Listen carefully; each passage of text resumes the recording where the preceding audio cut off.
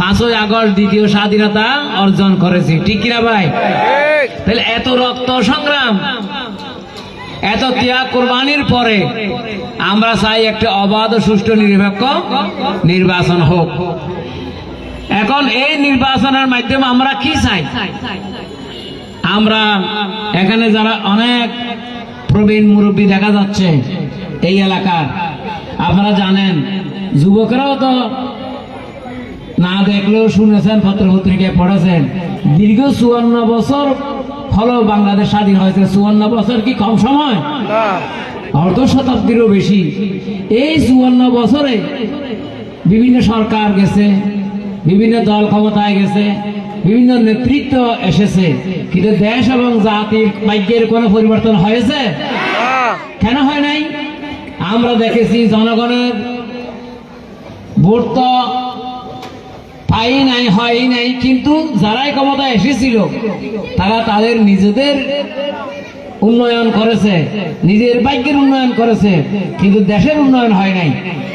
কিন্তু পাশাপাশি আমরা দেখতেছি যে এই যে ফ্লাইওভার বা দৃশ্যমান কিছু উন্নয়ন তো দেখা যায়, কিন্তু এখানে জনগণ উপকৃত হওয়ার চাইতে যারা এই টেন্ডারবাজি করেছে, দখলবাজি করেছে, তাদের উন্নয়ন বেশি হয়েছে না জনগণের উন্নয়ন হয়েছে?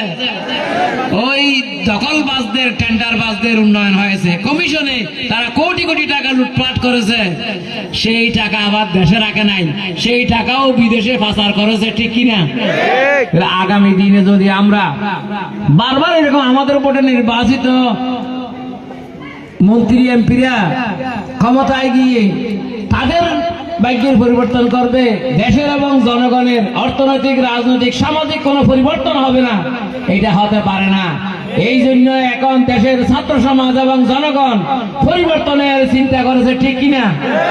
অতীতের যে সমস্ত